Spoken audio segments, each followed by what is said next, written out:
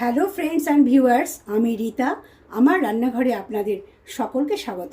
আজ আমি রান্না করছি পটল পোস্ত। আপনারা অনেকেই অনেক রকমভাবে পটল পোস্ত রান্না করে থাকেন। আমি যে পদ্ধতিতে আজকে রান্নাটা করছি সেটাই আপনাদের সঙ্গে শেয়ার করছি। বন্ধুরা, ভিডিওটি স্কিপ না করে আপনারা পুরোটা দেখুন, আর ভালো লাগলে অবশ্যই লাইক কমেন্ট করে দেবেন। আমি 600 গ্রাম পটলকে এইভাবে ভালো করে খোসা ছাড়িয়ে দেখুন গোটা গোটা রেখেছি, কিন্তু দুদিকে এইভাবে একটু চিড়ে নিয়েছি যাতে ভেতরে তেল মশলাটা ভালো করে ঢোকে। দেখুন দেখুন আমি কড়াইতে সর্ষের তেল গরম করে নিয়েছি। একটু বেশি পরিমাণে সর্ষের তেল দিয়েছি, কারণ পটলের পরিমাণটা একটু বেশি। আমি দিয়ে দিচ্ছি একে একে পটলগুলো তেলের মধ্যে ভাজার জন্য।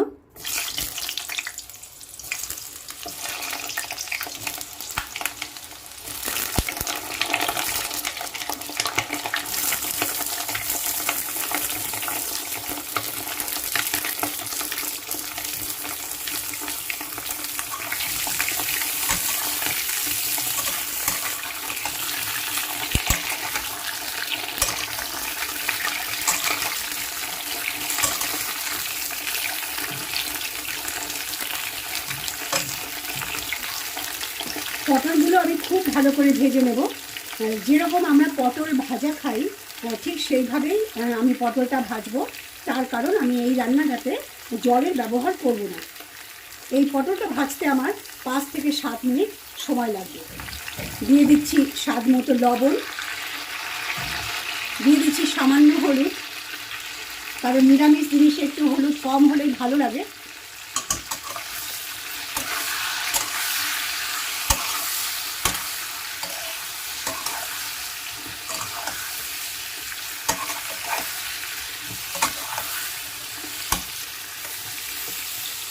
অপূর্ব স্বাদের, খুব সহজে তৈরি করা যায় বাড়িতে এই রান্নাটি। আপনারা অবশ্যই ট্রাই করবেন বন্ধুরা, একদম সময় লাগে না আর খেতেও অসাধারণ লাগে। আমি 600 গ্রাম পটলের জন্য 4 টেবিল চামচ পোস্ত নিয়েছি। একটা মিক্সিং জারে পোস্তটা ঢেলে নিচ্ছি। দিয়ে দিচ্ছি 3টে কাঁচা লঙ্কা আর দিচ্ছি সামান্য জল। এটা আমি আবার এখন পিষে নেব। দেখুন খুব সুন্দর করে মিহি করে আমি পোস্তটা মিক্সিতে পিষে নিয়েছি।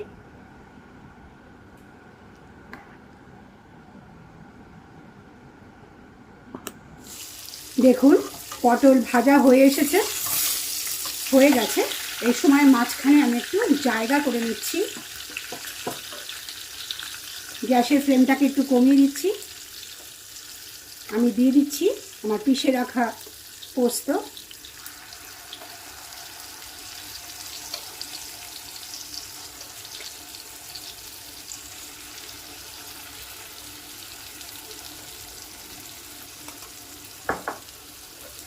দিচ্ছি সামান্য জল।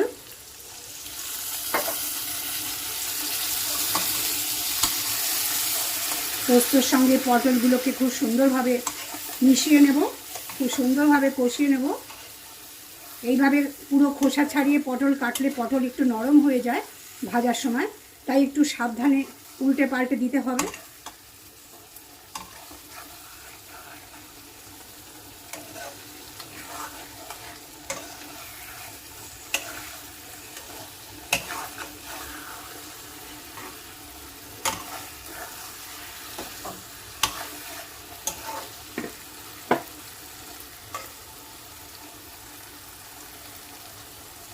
পোস্তর বাটি ধোয়া জলটা দিয়ে দিচ্ছি।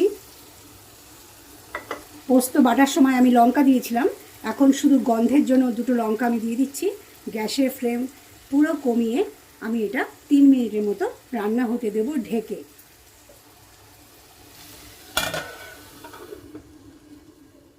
কম আছে 3 মিনিট রান্না করার পর আমি ঢাকনাটা খুলে দেখছি। গ্যাসের ফ্লেমটা একটু বাড়িয়ে দিচ্ছি। এই সময় দিয়ে দিচ্ছি আমি একটু বেশি পরিমাণে চিনি। আপনারা এটা নিজের পছন্দ মতো ব্যবহার করবেন। পোস্ত একটু মিষ্টি হলে ভালো লাগে।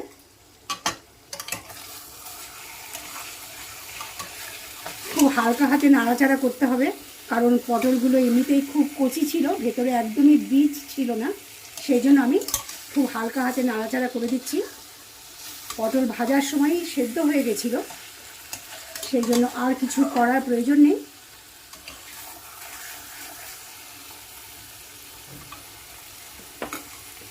সব শেষে পটল পোস্তের ওপর দিয়ে আমি ছড়িয়ে দেব একটু কাঁচা সর্ষের তেল, এতে স্বাদ আরও দ্বিগুণ হয়ে যাবে।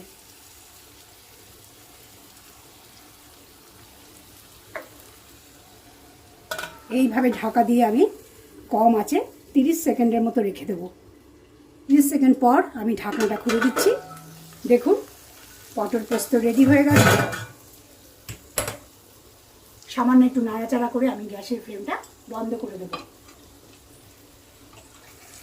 ভিউয়ার্স, রেসিপি ইনগ্রেডিয়েন্টস আর কিছু টিপস কুকিং ইনস্ট্রাকশনের সঙ্গে ডেসক্রিপশান বক্সে দেয়া আছে।